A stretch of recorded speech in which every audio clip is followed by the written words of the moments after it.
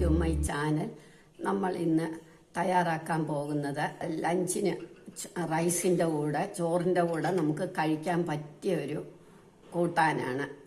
ചോറും ഈ കൂട്ടാനും മാത്രം മതി. അല്ല എങ്കിൽ തൈരും കൂടി അത്യാവശ്യത്തിന് കൂട്ടാം, വേറെ ഒന്നും വേണ്ട. അതെങ്ങനെയാണ് തയ്യാറാക്കുന്നത്? ആദ്യം നമ്മൾ രണ്ട് മൂന്ന് അല്ലി വെളുത്തുള്ളി എടുത്ത് നന്നായിട്ട് അരിയണം.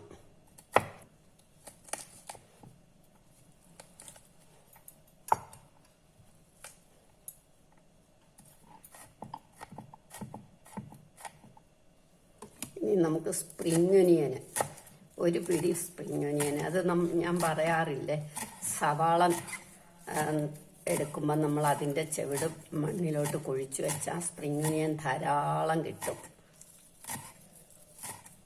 ഒരെണ്ണത്തേന്ന് തന്നെ 3-4 എണ്ണം കിട്ടും. അപ്പോൾ നമ്മളത് എല്ലാ സവാളയുടെയും ചെറിയ ഉള്ളിയുടെയും ഒക്കെ ചെവിട് നമ്മൾ കളയാതെ കുഴിച്ച് വെച്ചാൽ മതി. ഇഷ്ടംപോലെ സ്പ്രിംഗ് ഒനിയൻ കിട്ടും.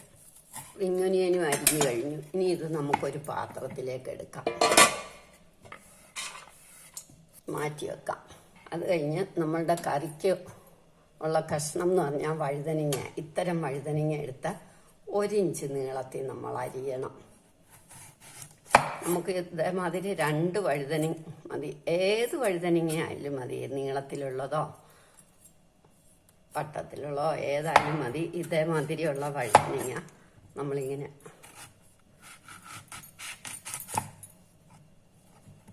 ഒരു കിലോ വഴുതനങ്ങ ഞാൻ എടുത്തിട്ടുണ്ട്. ഇങ്ങനെ അരിയണം, ഇങ്ങനെ അരിഞ്ഞെടുക്കണം. വഴുതനങ്ങ എല്ലാം അരിഞ്ഞു കഴിഞ്ഞു. ഞാൻ പല ടൈപ്പ് വഴുതനങ്ങ, നമ്മുടെ വീട്ടിലുള്ള എല്ലാ വഴുതനങ്ങയും കൂടെ ഇതേമാതിരി അരിഞ്ഞു. ഇനി ഇത് നമുക്ക് ആവിയിൽ വേവിക്കണം. ഇതേമാതിരി നമ്മളൊരു ഇഡ്ഡലി പാത്രത്തിൽ വെള്ളം വെക്കുക, അല്ലെ സ്റ്റീമറിലോ എന്തിലായാലും മതി. വെച്ചിട്ട് ഇങ്ങനെ എല്ലാ വഴുതനങ്ങ ഇതിനകത്തേക്ക് വെച്ചിട്ട് അടയ്ക്കണം. ഇനി നമുക്കിത് അടയ്ക്കാം. ഒട്ടും കുഴയാൻ പാടില്ല. നമുക്കിത് വേവട്ടെ. ഇത് വെന്തോന്ന് നമുക്ക് നോക്കാം.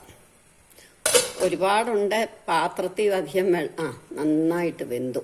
ഇനി നമുക്കിതെടുക്കാം. ഇത് ചൂടാറുമ്പോൾ നമ്മൾ ഇതിൻ്റെ തൊലി ഇങ്ങനെ കളഞ്ഞെടുക്കണം. തൊലിയെല്ലാം കളയണം. ചൂടാറട്ടെ. തൊലി ഇങ്ങനെ ഇളകിപ്പോരും. തൊലി ഇങ്ങനെ കളഞ്ഞ് ഓരോന്ന് വീതം എടുത്ത് ചൂടാറിച്ച് തൊലി കളഞ്ഞിടാം. ചൂടാറാതെ നമുക്ക് തൊലി കളയാൻ പറ്റത്തില്ല.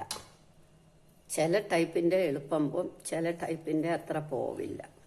വെള്ളത്തിയിട്ട് വേവിച്ചാലും മതി. വെള്ളത്തിയിട്ട് വേവിച്ചാൽ ഒരുപാട് കുഴഞ്ഞു പോയെങ്കിലെന്ന് വെച്ചാൽ ഞാനിങ്ങനെ വെക്കുന്നത്. നമ്മൾ വഴുതനങ്ങയെല്ലാം തൊലിയെടുത്ത് കഴിഞ്ഞു. ഇനി നേരത്തെ അരിഞ്ഞു വെച്ച മല്ലിയില, വെളുത്തുള്ളി, അതിനകത്തേക്ക് ഞാൻ മഞ്ഞൾപ്പൊടി ഇട്ടു, ചില്ലി ഫ്ലേക്സ് 1 ടീസ്പൂൺ, കുരുമുളക് പൊടി 1 ടീസ്പൂൺ,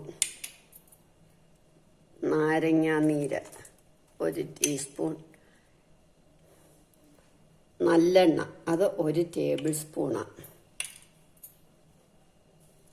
സോയാ സോസ് 5 ടീസ്പൂണ്. ഇതെല്ലാം കൂടെ നമുക്ക് നന്നായിട്ടൊന്ന് ഇളക്കണം. ഇളക്കി ഒന്ന് അടുപ്പയിലോട്ട് വെക്കണം. 1 മിനിറ്റ് ഒന്ന് ഇളക്കണം. ഇതിനകത്തേക്ക് നമ്മൾ ഈ വഴുതനങ്ങയും ഇടണം.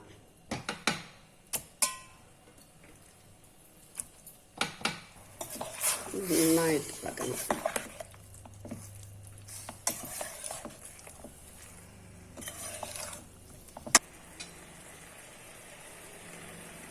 ഇതിനകത്തേക്ക് നമ്മൾ 2 ടേബിൾ സ്പൂൺ എള്ള, വെളുത്ത എള്ള,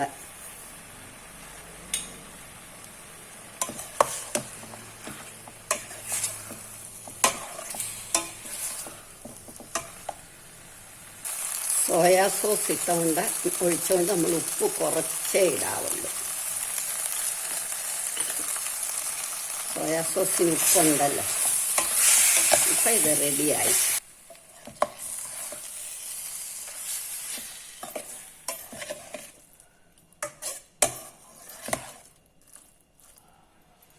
എല്ലാവരും ഇത് ട്രൈ ചെയ്ത് നോക്കണം. ഇഷ്ടമായെങ്കിൽ ലൈക്ക് ചെയ്യണം, സബ്സ്ക്രൈബ് ചെയ്യണം.